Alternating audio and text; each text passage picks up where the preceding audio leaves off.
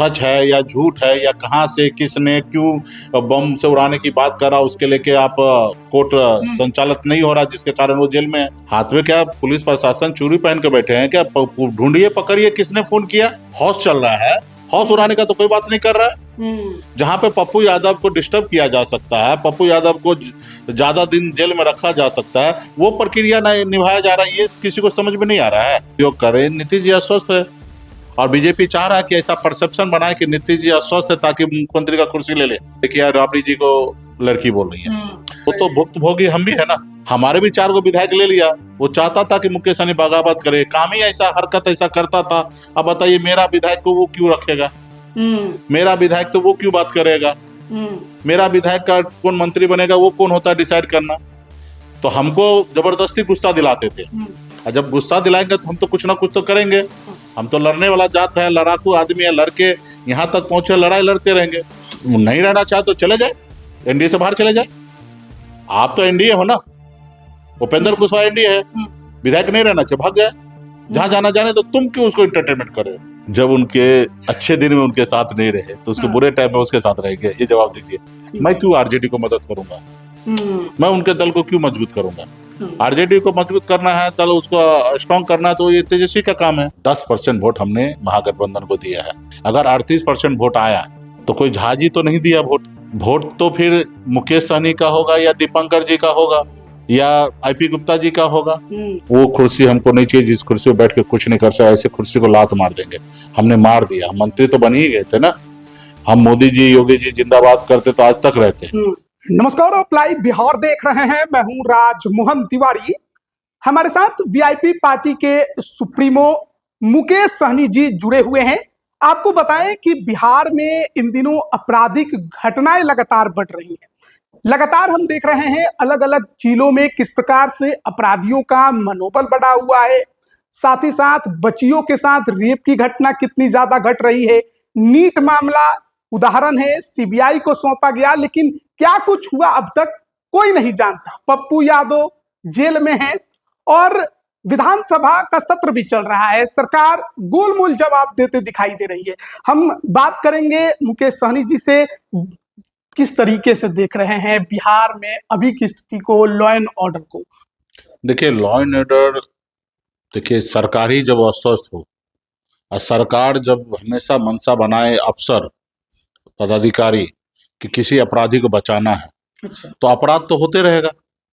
बिहार में जो शराबबंदी से जो सरकार ने उम्मीद रखा था, शराबबंदी से समाज में सब तरह का लड़ाई झगड़ा मारपीट ये सब बंद होगा और जिसको लेके लोगों को स्वास्थ्य सही रहेगा, उसके लेके शराबबंदी उन्होंने लागू किया और कुछ हद तक ये सही भी था।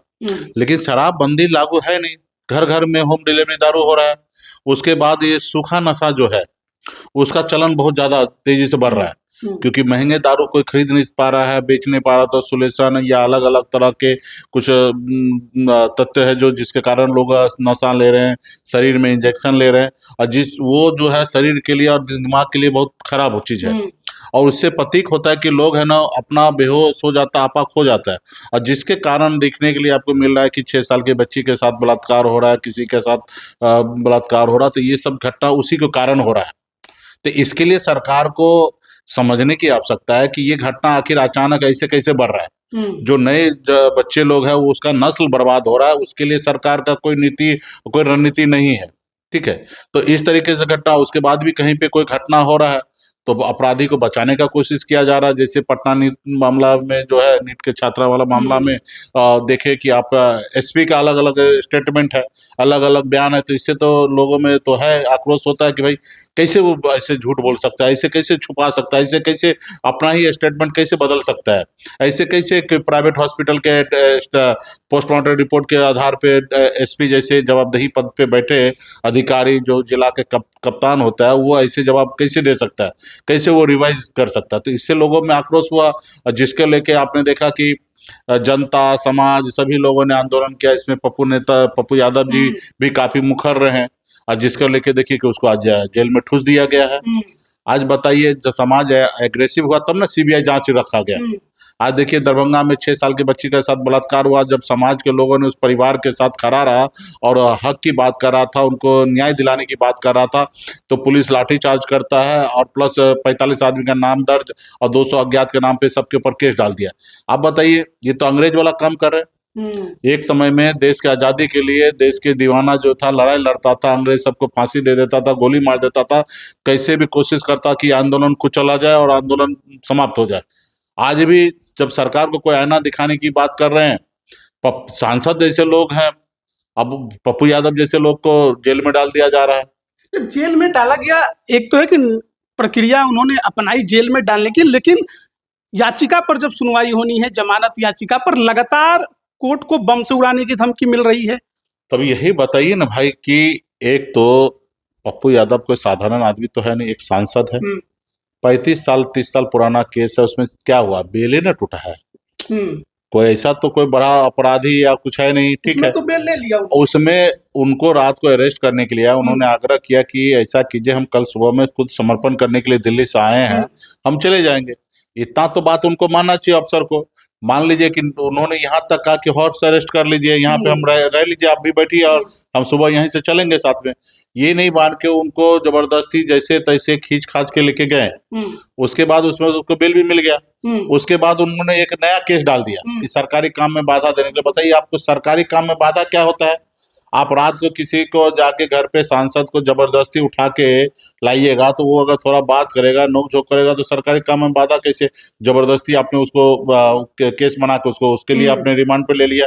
उसके बाद अभी जब उनको बेल का समय आना है, अब सच है या झूठ है या कहाँ से किसने क्यों बम से उड़ाने की बात करा, उसके लेके आप कोर्ट संचालित नहीं हो रहा, जिसके कारण वो जेल में है, अभी भी है। तो ये बताइए कि बिहार कहाँ चल रहा है, क्या चल रहा है? एक जज को इतना डर हो रहा है और पुलिस प्रशासन सब क्या रहा है, ठीक है। तो ये तो पूरा 7 दिन में 5 बार कोर्ट को उड़ाने की धमकी मिल गई। किसने धमकी दिया कुछ पता नहीं, या फिर नहीं पता है, हाथ में चूड़ी पहन के बैठे हैं। हाथ में क्या पुलिस प्रशासन चूड़ी पहन के बैठे हैं क्या? ढूंढिए, पकड़िए, किसने फोन किया। आप बताइए, इतना दुनिया आगे बढ़ते जा रहा है, आपको ये अभी तक ये नहीं पता चल रहा कि किसने फोन किया, क्यों किया। और सिर्फ किसी को उड़ाना है तो जज को क्यों उड़ाना है? हौस चल रहा है, हौस उड़ाने का तो कोई बात नहीं कर रहा है। जहां पे पप्पू यादव को डिस्टर्ब किया जा सकता है, पप्पू यादव को ज्यादा दिन जेल में रखा जा सकता है, वो प्रक्रिया नहीं निभाया जा रहा है। ये किसी को समझ में नहीं आ रहा है। मारना ये तो जज को क्यों मारेगा कोई? भाई हौस चल रहा है, इतना विधायक, इतना मंत्री, मुख्यमंत्री सब है, उसको मारने की बात नहीं करेगा, उसमें बम नहीं डालने की बात करेगा। तो ये सब बम का कोई कहानी नहीं है, सिर्फ अफवाह फैलाया जा रहा है और किसी कारण जानबूझ के वोट ना चले और पप्पू यादव ज्यादा से ज्यादा दिन कैसे जेल रहे, वो प्रक्रिया पे काम हो रहा है। क्या आपको लगता है कि ये नीट मामले को पूरी तरह से ठंडे बस्ते में डालने की कोशिश है पप्पू यादव को जेल में रखकर? हाँ, चाहते हैं कि भाई कोई भी आंदोलन ना करे, कोई उग्र ना करे, कोई इस पे चर्चा ना हो जाए, और इसके लिए विपक्ष का भूमिका कोई निभाया नहीं, तो इसलिए ना ये सारे चीज कर रहा है। भाई इसमें पर्सनली दुश्मनी क्या है? अच्छा, जैसे सरकार का काम है सरकार चलाना, वैसे विपक्ष का काम है जनता की हर समस्या को लेके खड़ा होना। आज हम लोग नहीं अगर मैदान में उतरेंगे, हमने भी जहानाबाद गया, उनके परिवार से मिला, हमने भी सरकार को लिखा भाई इसको सीबीआई जांच की जाए, और सारा चीज जब बार बार सब लोगों का प्रेशर बना, समाज का प्रेशर बना, नेता का प्रेशर बना, मीडिया का प्रेशर बना, तब जाके ना ये सीबीआई को सौंपा गया। ऐसे तो राज्य में हजारों ऐसे मामला होते हैं, ठीक है, उस पर तो नहीं होता, लेकिन समाज जब जागरूक हुआ, नेता जागरूक हुआ तो हुआ। अब हम लोग कैसे गुनहगार होंगे भाई?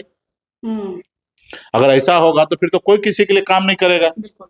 आप उनको डराइएगा, लोकतंत्र में ऐसा नहीं ना होगा कि सरकार जो है वो तानाशाह हो जाए, ऐसा नहीं ना होगा भाई। 3 महीने हो गए लगभग सरकार के बने हुए, पहली बार गृह विभाग भारतीय जनता पार्टी के हाथ में है। एनडीए की सरकार में सम्राट चौधरी गृह मंत्री हैं। 3 महीने के कार्यकाल को सम्राट चौधरी के गृह मंत्री के तौर पर आप कैसे देख रहे हैं? हम कैसे देखेंगे, आपके जनता ही सोच ले। जीरो। आज बिहार में क्या नहीं हो रहा है और इसका जवाबदेही सरकार को लेना। देखिए ये सब तो आपस में प्रेशर पॉलिटिक्स है, ठीक है, पूरी तरीके से सम्राट चौधरी जी के पास भी काम करने का ऑर्डर नहीं है, और नहीं कर सकते हैं, नहीं कर सकते हैं। क्यों ऐसा? नीतीश जी पॉसिबल ही नहीं कि नीतीश जी पूरा पावर दे दे किसी को, ठीक है। नीतीश जी तो दूसरे किस्म के हैं, अभी तक दूसरे तरीके से राजनीति किए हैं। और सम्राट चौधरी जी सबको कभी भी वो नहीं चाहेंगे कि ये ज्यादा ये सब लाइमलाइट में है। और ये प्रेशर पॉलिटिक्स लड़ाई है, डबल इंजन की सरकार है, खास करके बिहार में लोगों को गुमराह करके सरकार बना लिया, पैसा बांट के। जनता थोड़े चाह रहा था कि नीतीश जी की सरकार बने। नीतीश जी तो अस्वस्थ हो चुके हैं। आप देख रहे हैं कि विधानसभा में किस तरीके से, विधान परिषद में किस तरीके से बयान दे रहे हैं, कैसे भाषा का प्रयोग कर रहे हैं। नीतीश जी अस्वस्थ है और बीजेपी चाह रहा है कि ऐसा परसेप्शन बनाए कि नीतीश जी अस्वस्थ है ताकि मुख्यमंत्री का कुर्सी ले ले। अच्छा, दवा पानी उनको अभी देना बंद कर दिए रहेंगे, इसलिए ना अब देखिए राबड़ी जी को लड़की बोल रही है। तो ये यही नीतीश जी का पार्लियामेंट का भाषण सुनिए, आपको लगेगा कि कोई शेर जो है ना दहाड़ रहा है। हर वर्ड, हर बात को तोल बोल के बोलना, हर वर्ड को चयन अच्छे से करना, जिसमें सभी लोगों को सुनने में अच्छा लगे, ऐसा शब्द का इस्तेमाल करते थे। लेकिन पिछले 2 सालों से आप देखिए तो किस तरीके से हाउस में इस तरीके से बात कर रहे हैं, तो अदर क्या बात करते होंगे। ठीक है, तो लोग और परसेप्शन बीजेपी बना रहे हैं कि तबीयत खराब है, कैसे मुख्यमंत्री का कुर्सी ले ले। बीजेपी का कुर्सी से पे ध्यान है, बिहार के राज पे ऐसा ध्यान कोई बयान तो दिया नहीं दिया ना, लेकिन वो करता तो ऐसा ना भाई, वो उसका भुक्त लोग तो भोग, कह रहे हैं कि हम लोग नीतीश कुमार के वो तो नेतृत्व में काम कर वो रहे तो हैं। भुक्त भोगी हम भी है ना। अच्छा, हमारे भी 4 विधायक ले लिया। वो चाहता था कि मुकेश सहनी बगावत करे, काम ही ऐसा, हरकत ऐसा करता था। अब बताइए मेरा विधायक को वो क्यों रखेगा, मेरा विधायक से वो क्यों बात करेगा, मेरा विधायक का कौन मंत्री बनेगा, वो कौन होता है डिसाइड करना। तो हमको जबरदस्ती गुस्सा दिलाते थे। और जब गुस्सा दिलाएंगे तो हम तो कुछ ना कुछ तो करेंगे, हम लड़ेंगे। हम तो लड़ने वाला जात है, लड़ाकू आदमी है, लड़के यहाँ तक पहुंचे, लड़ाई लड़ते रहेंगे। आज देखिए वही काम इसके उपेंद्र कुशवाहा जी के साथ कर रहे हैं।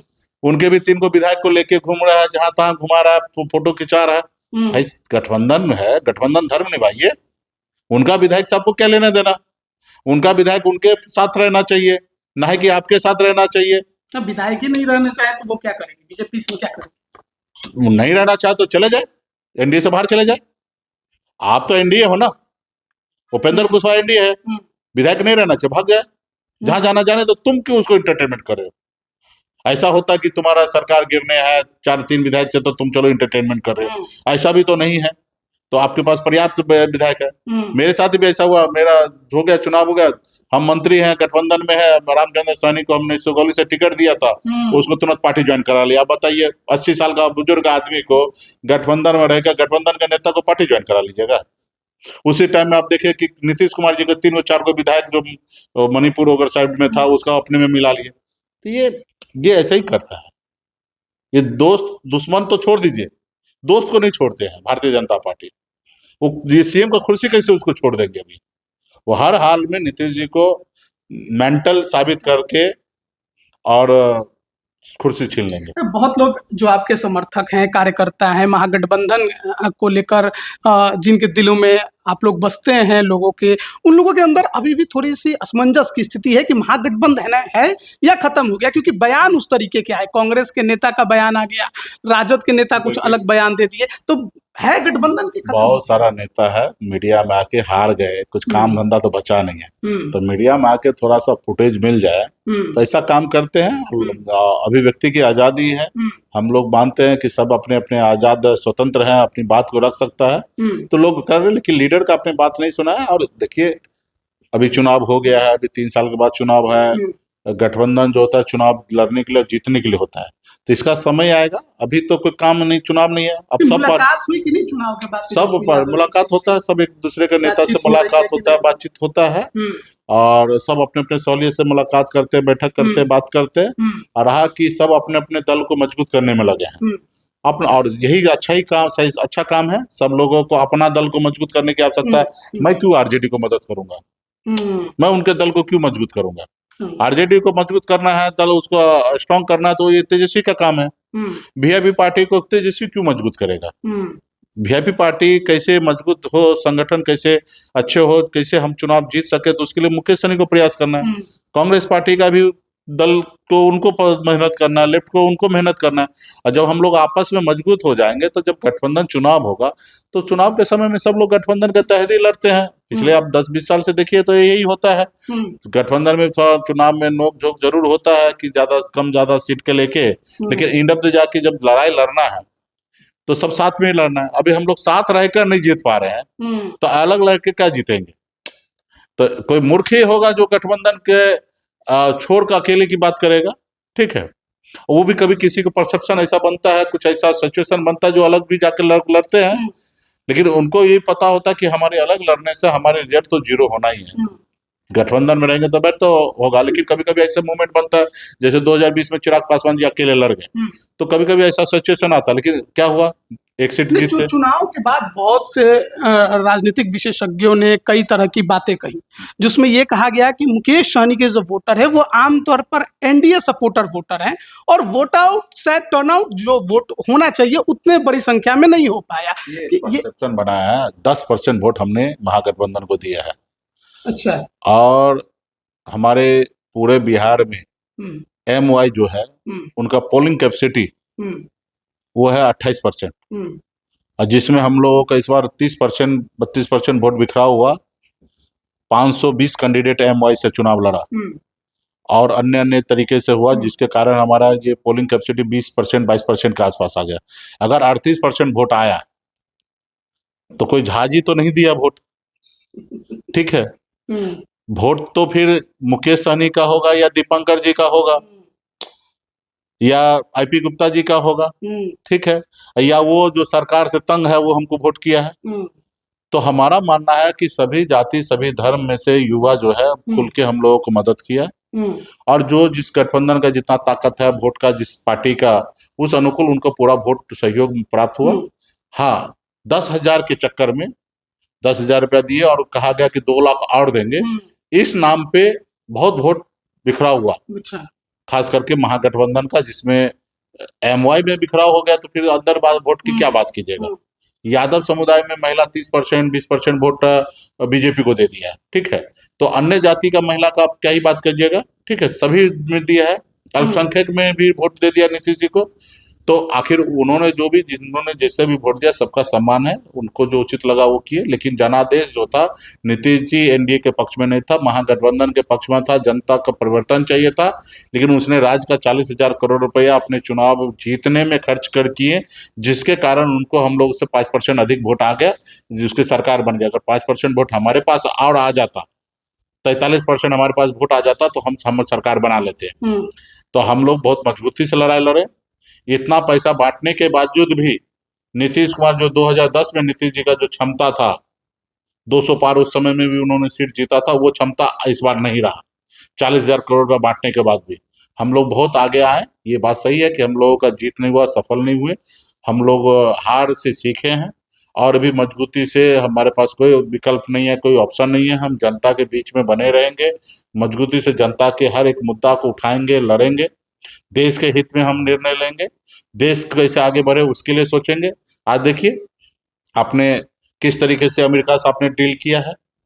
भाई, अमेरिका का सरकार को अगर उनके सामान पे 18% टैरिफ लगाना था, लगाए, 18 क्या 25 लगाए, 30 लगाए, लेकिन हमारा भारत सरकार क्यों झुक गया है? हम क्यों जीरो में उसका सामान कर देंगे? अगर वो 18 लगा रहा है तो हम भी 18 लगाएंगे। क्यों मोदी जी डर रहे हैं एप्स्टीन फाइल के लेके? क्या होगा? फाइल अगर बाहर आ जाएगा, 2-4 को वीडियो बाहर आ जाएगा, उससे देश का क्या होगा? देखेंगे वीडियो, उससे क्या होगा? लेकिन 5 लाख करोड़ तो नुकसान नहीं होगा ना। आज जो आपने उनका टैरिफ जीरो कर दिए हैं, उससे हमारा देश का 5 लाख करोड़ का नुकसान होगा।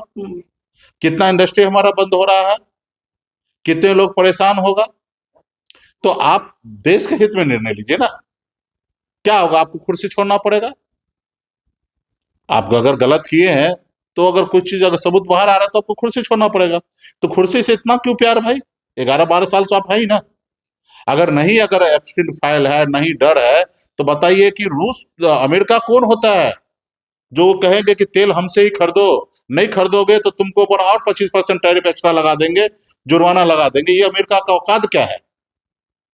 नरेंद्र मोदी जी को नहीं कोस रहे हैं। हमारे नरेंद्र मोदी से लड़ाई हो सकता है, लेकिन देश के प्रधानमंत्री से हमारी लड़ाई नहीं है। आज जो देश के प्रधानमंत्री जो है वो हमारे भी प्रधानमंत्री हैं, और ये 150 करोड़ की जनसंख्या हमारे देश का, उस सबका प्रधानमंत्री नरेंद्र मोदी जी हैं। तो हमारे देश के प्रधानमंत्री को अगर कोई इतना बेइज्जत करे, इतना उसको टफ लैंग्वेज से बात करे कि तुमको तेल हमसे खरीदना है, रूस से नहीं खरीदना, बताइए हम क्या है? चूड़ी पहन के बैठे हैं क्या? हमको नहीं करना है तुम्हारे से डील। कितना अच्छा हमारा देश में रूस से हमारा संबंध रहा है, कितना पुराना संबंध रहा है। हम तुम्हारे वजह से क्यों हम अपना पुराना संबंध खराब करेंगे? पड़ोसी देश से हम क्यों खराब करेंगे? तुमसे भी बिजनेस करेंगे, हम रूस से भी करेंगे। तुम कौन होते हैं कि तुम रूस से धंधा करे या ना करे? और तुम अपने सामान पे 0 करोगे टैरिफ, हमारे सामान पे 18% बढ़ा दोगे, जो कभी हमारा 3% टैरिफ लगता था भारत पे। तो इसको लेके आप बताइए कि देश कहाँ पहुंच रहा है। जो चीज देश में नहीं चाहिए वो सारा चीज आप कर रहे हैं। आप उत्तर प्रदेश में बाबा को पीट रहे हैं, देश में तनाव फैला रहे हैं। तो ये सारे चीजें बीजेपी का हो गया है। इनको खाली देश में सरकार बना के रखना है, देश को लूटना है, देश में भ्रष्टाचार करना है, कुर्सी पकड़ कर रखना है। देश के युवा नागरिक किसी से कोई लेना देना नहीं। अच्छा, आपके बातों से तो लगभग एक इशारा मिल गया है, लेकिन फिर भी मैं पूछ रहा हूं कि क्या आगे चलकर कभी कुछ ऐसा नजारा देखने को मिल सकता है कि मुकेश सहनी एनडीए के साथ नजर आ जाए? जब उनके अच्छे दिन में उनके साथ नहीं रहे तो उसके बुरे टाइम में उसके साथ रहेंगे? ये जवाब दीजिए। उनके अच्छे समय 2014 से उनके साथ हम नहीं रहे। सिर्फ 1 साल के लिए जब एनडीए में हमारा तेजस्वी जी से अनबन हुआ था तो हम वहां पे चले गए थे, गठबंधन कर लिए थे। उसके बाद उनके साथ नहीं। उनके 11-12 साल की सरकार हो गया है, 12 साल में उनके साथ नहीं है। अब उनका बुढ़ापा का समय आ चुका है। उनका जो सूरज निकलता उसको अस्त्र होना है। इंदिरा जय इंडिया, इंडिया जय इंदिरा। 440 सीट लाने वाला इंदिरा गांधी का भी एक समय आया कि 0 हुआ, ठीक है, नीचे आया। तो मोदी जी बहुत 282 से 303 तक गए और 303 से रिवर्स गियर लेके 240 पे आ गए। और अगली बार एक और बढ़िया रिवर्स गियर की बात होगा जिसमें 160 पे आ जाएंगे। अच्छा, ठीक है। तो जब इनके अच्छे समय में इनके साथ नहीं रहे तो इनके बुरे समय में हम इनके साथ क्यों रहे? ठीक है। और ये अगर अच्छे करते हैं तो रिवर्स गियर में थोड़े आते हैं। अभी एमएलसी वगैरह का चुनाव होना है, राज्यसभा का होना है, कहीं ऑफर वगैरह कुछ मिले तो? पावर, देखिए, मुकेश सहनी को पावर नहीं चाहिए। पावर चाहिए समाज का में भलाई करने के लिए, समाज के लिए काम करने के लिए। वो कुर्सी हमको नहीं चाहिए जिस कुर्सी पे बैठ के कुछ नहीं कर सकते। ऐसे कुर्सी को लात मार देंगे। हमने मार दिया, मंत्री तो बन ही गए थे ना। हम मोदी जी, योगी जी जिंदाबाद करते तो आज तक रहते, लेकिन हम ऐसा नहीं है। तो हमें पावर से मतलब नहीं। आज मुकेश सहनी को क्या खाने के लिए कमी है क्या? या मुकेश सहनी सही बात रहेगा तो कौन नहीं बात मानेगा? हर किसी को बात मानना पड़ेगा, ठीक है। तो हम एमएलसी ये वो सब का कोई चक्कर नहीं है। हम मजबूती से देश हित में, समाज हित में, युवा हित में, किसान हित में हम संघर्ष करने वाले लोग हैं। हम लोहिया के विचार पे चलने वाले लोग हैं। बाबा साहब के विचार को मानते हैं, अम्बेडकर के विचार को, बाबा साहब भीमराव अम्बेडकर के विचार को मानने वाले, कर्पूरी ठाकुर जी को मानते हैं, हम लालू प्रसाद यादव जी को मानते हैं, हम पासवान जी को मानते हैं। हम उस रास्ते पे चल रहे हैं। और यहाँ पे पावर नहीं होता, यहाँ पे संघर्ष होता है। हमारे पूर्वज ने किया है, हम भी कर रहे हैं और हमारे आने वाला पीढ़ी भी करेगा। तो यहाँ हम कोई लोग खाना खाते हैं पेट भरने के लिए और हम लोग खाना खाते हैं भूख मिटाने के लिए। तो हमारी लड़ाई जो है ना औरों से अलग है। हम अपना हिस्सा मांग रहे हैं। हमें किसी पे राज करने वाला लड़ाई हमारा नहीं है। हम मानते हैं कि सब चीज बराबर में सबको बंटना चाहिए, चाहे वो अमीर हो गरीब हो, सबको सहूलियत मिलना चाहिए देश में। हमारा जो अधिकार है, जब बंगाल में आरक्षण है, जब दिल्ली में आरक्षण है निषाद को, तो बिहार में मिलना चाहिए। हम इसकी लड़ाई लड़ रहे हैं। हम किसी का हक मांगने की बात नहीं कर रहे, हक छीनने की बात नहीं कर रहे जो और लोग कर रहे हैं, ठीक है। हम कहते हैं कि देश में जातीय आधारित गणना कीजिए और जिसकी जितनी संख्या उसको उतना हिस्सेदारी दे दीजिए, ठीक है। हमारी ये मांग है। तो हम तो सबके लिए हम बात करते हैं। इसमें क्या बैकवर्ड क्या फॉरवर्ड सबकी बात हो रहा है। तो इस लेवल पे हम लोग काम करने वाले लोग हैं। तो हम लोगों के लिए पावर ओवर का कोई मायने नहीं। हम लोग संघर्ष करने वाले रास्ता है। और ये एमएलसी फेमएलसी हम लोग के लिए बहुत पीछे की चीज है। हम लोग बिहार में लीडरशिप हमें है और संघर्ष करने वाले लोग हैं, वो संघर्ष करेंगे। बहुत बहुत धन्यवाद आपका हमारे साथ जुड़ने के लिए। तो तमाम सवालों के जवाब दे रहे थे वीआईपी सुप्रीमो मुकेश सहनी। चुनाव से लेकर इन दिनों जो बिहार में लगातार लॉ एंड ऑर्डर को लेकर सवाल उठ रहे थे, उस पर भी हमने बात किया। आप इस पर क्या राय रखते हैं, कमेंट जरूर कीजिएगा। आप सभी का बहुत बहुत धन्यवाद।